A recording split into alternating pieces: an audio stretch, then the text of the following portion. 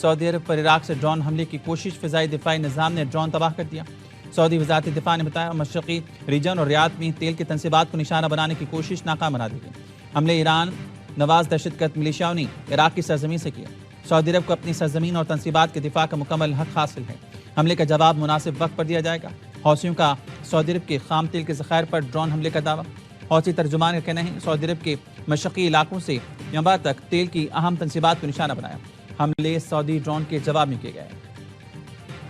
خلیج فارس کے کچھ ملکوں نے ایران پر حملوں میں آزادانہ طور پر حصہ لیا، جس کا ذمہ دار امریکہ ہے۔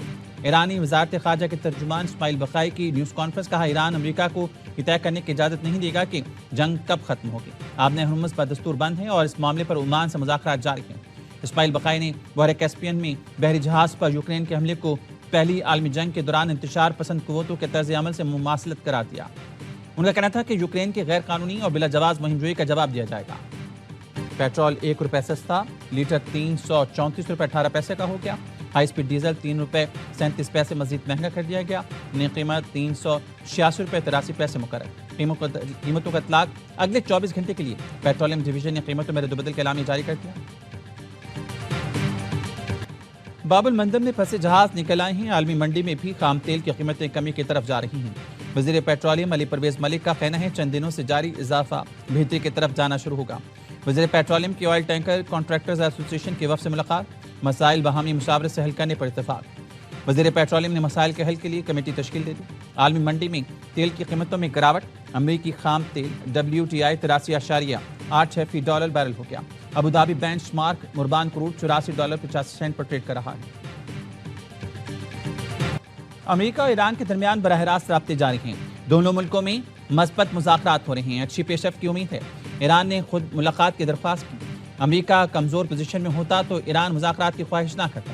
امریکی صدر ڈونلڈ ٹرمپ کی ایئر فورس 1 میں صحافیوں سے گفتگو کا یمن کی لڑائی میں امریکہ شامل نہیں، سعودی عرب سے رابطے میں ہے، ضرورت پڑی تو حوثیوں کے خلاف کارروائی سے گریز نہیں کریں گے۔ سعودی عرب کے اسرائیل سے تعلقات معمول پر لانے کے لیے ابراہیم معاہدے پر بات نہیں ہوئی۔ ترکیہ امریکہ کا عظیم اتحادی ہے۔ ترکیہ کو لڑاکا طیاروں کے فروغ کا فیصلہ واشنگٹن کرے گا۔ اسرائیل یہ طے نہیں کرے گا کہ امریکہ کس ملک کو کیا فروغ کرے۔ ایران اور عمان کے درمیان آبِ ہرمز کی سیکیورٹی سے متعلق مذاکرات جاری۔ الجزیرہ کا کہنا ہے کہ ایران سفارتی پیش رفت کے باوجود آبِ ہرمز سروس فیس پر قائم ہے۔ عمان نے علاقائی مشترکہ اتحاد قائم کرنے کی تجویز دی۔ مشترکہ اتحاد آبِ ہرمز کے انتظام کی نگرانی کرے گا۔ عمانی تجویز میں جہازوں سے ٹرانزٹ ٹول وصول نہ کرنے کی تجویز شامل ہے۔ الجزیرہ کا کہنا ہے ایران نے متبادل شپنگ انتظامات کی مخالفت کی ہے۔ ایران آبِ ہرمز کے انتظام میں مرکزی کردار برقرار رکھنا چاہتا ہے۔ آزاد کشمیر میں عام انتخابات کا پہلا مرحلہ، میرپور کے 13 حلقوں میں سے 9 کے غیر حتمی غیر سرکاری نتائج کے مطابق نون لیگ نے 5 نشستوں پر میدان مار لیا۔ 3 نشستوں پر نون لیگ کو برتری، پیپلز پارٹی 4 نشستوں پر کامیاب، 1 نشست پر پیپلز پارٹی کے امیدوار کو سبقت۔ LA7 بھمبن میں سابق وزیراعظم چودھری انوار الحق کو شکست کا سامنا۔ نون لیگ کے چودھری طارق فاروق نے میدان مار لیا۔ غیر حتمی غیر سرکاری نتائج کے مطابق LA1 سے نون لیگ کے اظہر صادق کامیاب قرار، LA2 سے پیپلز پارٹی کے چودھری قاسم مجید، LA3 سے پیپلز پارٹی کے چودھری یاسر سلطان نے مخالف امیدواروں کو شکست دی۔ LA4 سے نون لیگ کے چودھری رخسار احمد اور LA9 سے نون لیگ کے عمیر نعیم کامیاب قرار پائے۔ LA13 سے نون لیگ کے ایاز نثار، LA8 کوٹلی سے پیپلز پارٹی کے ملک ظفر نے کامیابی حاصل کی۔ Chief election commissioner Azad Kashmir justice retired Ghulam Mustafa Mughal نے رات گئے پہلا نتیجہ جاری کیا۔ پریس کانفرنس کرتے ہوئے بتایا LA1 ڈڈیال سے نون لیگ کے اظہر صادق 15,427 ووٹ لے کر کامیاب ہوئے۔ LA1 سے پیپلز پارٹی کے افسر شاہد 9,832 ووٹ لے کر دوسرے نمبر پر رہے۔ چیف الیکشن کمشنر کا کہنا تھا ہر سیاسی جماعت نے الیکشن میں بڑھ چڑھ کر حصہ لیا۔ سبحانی میں پولنگ میں مداخلت کرنے والے کو گرفتار کر لیا گیا۔ آزاد کشمیر الیکشن ابھی سے کچھ متنازع ہو چکے ہیں۔ متنازع حکومت کے پاس اہم مسئلہ حل کرنے کا مینڈیٹ نہیں ہوگا۔